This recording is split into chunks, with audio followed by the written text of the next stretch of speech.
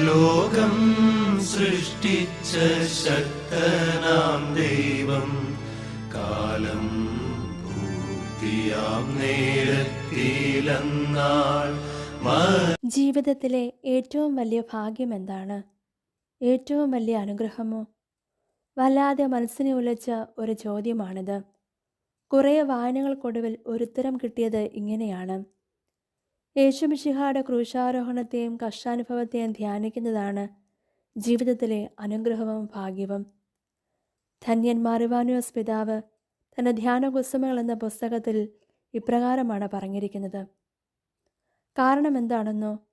ഈശോയുടെ കഷ്ടാനുഭവത്തെ ധ്യാനിച്ചാൽ ആത്മാവിൽ ശുദ്ധീകരണമുണ്ടാകും, പുണ്യത്തിൽ അഭിവൃദ്ധിപ്പെടും, ഹൃദയത്തിൽ ദൈവസ്നേഹം ഉജ്ജ്വലിക്കും, പാപത്തിൽ നിന്ന് സംരക്ഷിക്കപ്പെടും, ഉള്ളിലെ ക്ഷമ ശക്തിപ്പെടും, ദൈവത്തോട് അതീവ നന്ദിയുണ്ടാകും, ഹൃദയത്തിൽ അനുതാപമുണ്ടാകും.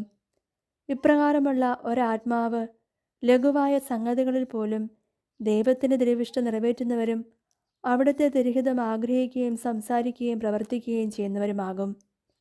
എൻ്റെ ഹിതമല്ല അവിടുത്തെ ഹിതം നിറവേറട്ടെ എന്ന് പ്രാർത്ഥിച്ച യേശുവിനോട് അനുരൂപരാകാനും നമുക്ക് സാധിക്കും. ഇതിനേക്കാൾ വലിയ ഭാഗ്യം എന്താണ്? ഇതിലും മഹത്തായ എന്ത് അനുഗ്രഹമാണ് നമുക്ക് ലഭിക്കേണ്ടത്?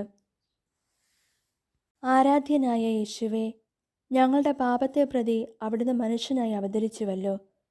ഞങ്ങൾക്ക് വേണ്ടി അങ്ങ് കുരിശിൽ മരിച്ചുവല്ലോ. അങ്ങയുടെ കഷ്ടാനുഭവത്തെ ഓർത്ത് ഞങ്ങളുടെ മേൽ കരുണയുണ്ടാകണമേ. അങ്ങ് നൽകുന്ന കുരിശുകൾ ഉപേക്ഷിക്കാതെ അവ സ്വീകരിക്കുവാൻ ഞങ്ങളെ അനുഗ്രഹിക്കണമേ. കഷ്ടതകളെ സഹിക്കാനുള്ള ക്ഷമ നൽകണമേ. ആമേൻ.